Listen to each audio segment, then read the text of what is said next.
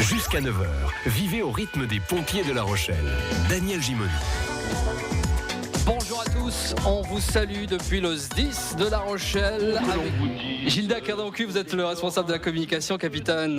Est-ce que tout s'est bien passé cette nuit? Je crois que oui, il n'y a pas eu de soucis majeurs. Alors une petite trentaine d'interventions, ça ne veut pas dire pour ces gens-là ça se soit bien passé, mais globalement rien de catastrophique. On va aller le voir tout à l'heure. On va aller au CODIS, c'est ça? C'est quoi le CODIS? Au centre opérationnel départemental d'incendie et de secours. En direct du CODIS, c'est vraiment ici le centre névralgique. C'est là que tous les appels arrivent, tous les appels de détresse. Voilà, c'est la salle, l'une des salles les plus importantes des sapeurs-pompiers, parce que tous les 18 et 112 faits du département, que ce soit de Saint-Égulin à Maran ou du phare des Baleines à Mata, ça arrive ici et tout est géré à partir d'ici. Ça veut dire que les secours sont distribués et les interventions sont gérées ici. Vous êtes concentrés sur vos écrans. Comment ça se passe sinon au niveau de la convivialité entre les différents opérateurs qui sont présents ici chaque nuit? On travaille ensemble, on est tous chacun d'un secteur différent, du sud, du nord du département, donc voilà. Il y a certaines nuits où vous n'avez pas peut-être le temps de trop parler ensemble et d'autres où c'est plus simple ou plus calme. Ah non, il faut absolument essayer de communiquer ensemble lorsqu'on travaille beaucoup, justement pour pouvoir intervenir s'il y a un opérateur en difficulté. On communique ensemble, oui, tout à fait, il le faut ça. Nous accueillons le capitaine Éléonore Chégu. Bonjour capitaine. Bonjour. Alors on était tout à l'heure dans vos locaux, on était en direct du CODIS. On rappelle à celles et ceux qui viennent de nous rejoindre, une matinale spéciale en direct du service départemental d'incendie et de secours ici à Périgny. C'est vraiment le centre névralgique de tout le département. Vous êtes donc la chef de tous ces hommes là-bas, et c'est vous qui gérez, qui coachez un petit peu, et même totalement ces équipes. C'est difficile, cette question on vous la pose à chaque fois, mais bon, on le refait. C'est compliqué, c'est simple, comment ça se passe Alors d'abord, je veux le dire, je suis la chef de ces hommes et de ces femmes. Parce qu'il y a des femmes aussi. Voilà, exactement. On n'en a pas vu ce matin, mais effectivement, il y a des femmes aussi. C'est difficile, après, voilà, c'est de la gestion des ressources humaines. Être chef, c'est jamais forcément très simple, mais à la fois, c'est gratifiant aussi quand tout se passe bien. Et moi, pour le moment, voilà, ça fait pas tout à fait un an que je suis là. Je pense avoir réussi à établir certains liens avec les personnes avec qui je travaille. On a un objectif commun et on va y arriver tous ensemble. Voilà. En direct de la caserne de Villeneuve, Éric Morgan. Donc actuellement, vous êtes en train d'assister au rassemblement de la garde et à la distribution des fonctions par le chef de garde du jour. Alors écoutez ça en direct. Le conducteur, caporal-chef Rico. Au fourgon, le conducteur, ce sera le sergent-chef Couder. En direct de la remise. Alors vous entendez certainement beaucoup de bruit autour de moi. C'est qu'on vérifie, je crois, le matériel, c'est ça, les camions, alors qu'on pourrait présenter d'ailleurs sur France Bleu La Rochelle. Oui, tout à fait. Donc tous les matins, les véhicules, et en particulier tous les premiers départs, sont totalement vérifiés par les équipages. Chaque agent occupant une fonction particulière, il a une partie de vérification à faire sur un ou plusieurs engins. Donc ici, vous avez face à nous deux ambulances, appelées VSAV dans notre langage technique, puis deux fourgons d'incendie, des FPT, une échelle, et deux camions-citernes feux de forêt, dits CCF.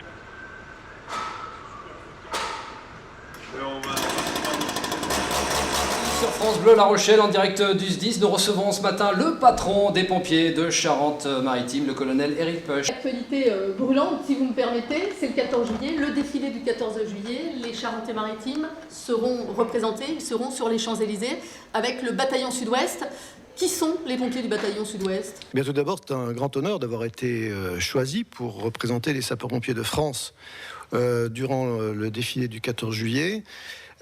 Chaque année, depuis 4 ans, un détachement représentant une région militaire, une région de défense, est constitué. Donc cette année, c'est le Sud-Ouest. Donc nous aurons 4 départements du Sud-Ouest qui formeront le bataillon de 130 sapeurs-pompiers. On a parlé, colonel Peuch, des caméras de vidéosurveillance dans le journal de 8 heures. Vous nous avez dit qu'elles arrivaient dans les tout prochains jours. Ça va servir concrètement à quoi? Ça évite le caractère dangereux pour les pompiers? Ce projet est intimement lié au développement de notre centre départemental de réception des alertes, le CTA CODIS, qui réceptionne toutes les alertes 18 et 112 et pourquoi pas toutes les alertes feux de forêt. Jusqu'à présent, nous avions des guetteurs qui étaient positionnés sur 5 tours du département avec les aléas qu'on peut imaginer lorsqu'il pleut ou la fatigue, le manque de vigilance. Là, nous aurons un système automatique qui va non seulement détecter les départs de feu, mais qui va nous permettre de suivre en direct l'évolution du feu et de mieux dimensionner nos moyens de lutte et les renforts. Notre invité donc n'est pas un pompier, Catherine May. Il assure donc la coordination et la planification des moyens de secours dans notre département. Il s'agit de Michel Gouriou, le chef du service interministériel de défense et de la protection civile. Et il répond à vos questions. Au sein du cabinet du préfet, il y a un service, le service interministériel de défense et de protection civile, qui est là pour animer le réseau des secours dans un département. Ça va au-delà des services de l'État. C'est aussi toutes les collectivités. Quand il y a une catastrophe, tout le monde se retrouve autour du préfet, que ce soit l'État, les collectivités et les grands opérateurs. C'est vous qui présidez les cellules de crise ? Alors, on ne préside pas les cellules de crise, on les anime autour du préfet, qui est le directeur des opérations de secours, avec la plupart du temps le colonel des sapeurs-pompiers, qui est le commandant des opérations de secours. Vous faites partie de ces fameux PATS, donc ce sont ces personnels civils du SDIS ? Oui, tout à fait. On est plusieurs civils au sein du SDIS, une bonne partie, un petit peu dans l'ombre, mais on existe quand même dans les bureaux de la direction. Alors David, votre travail personnel de l'ombre, oui, mais alors le travail est primordial, j'ai envie de dire. Oui, minutieux surtout. On nous demande de faire de la cartographie pour orienter les pompiers de leur caserne jusqu'à l'intervention. Et tout en prenant en compte beaucoup de paramètres de la voirie et beaucoup de choses. Voilà, le plus précis possible pour qu'effectivement l'intervention des pompiers soit la plus efficace. Merci beaucoup David, on vous laisse continuer votre travail. Donc ce matin c'était un peu particulier, mais on était très heureux de vous accueillir. On a vu aussi ce que c'était que du direct. Il n'y a pas que les pompiers qui sont stressés des fois. France Bleu, ça existe aussi. Donc voilà, les auditeurs ont découvert certains aspects de la profession qu'ils ne connaissaient pas. Et voilà, s'ils veulent avoir des renseignements, on vous a parlé du site internet. Allez-y voir, écrivez-nous, on vous répondra, on ne vous laissera pas tomber.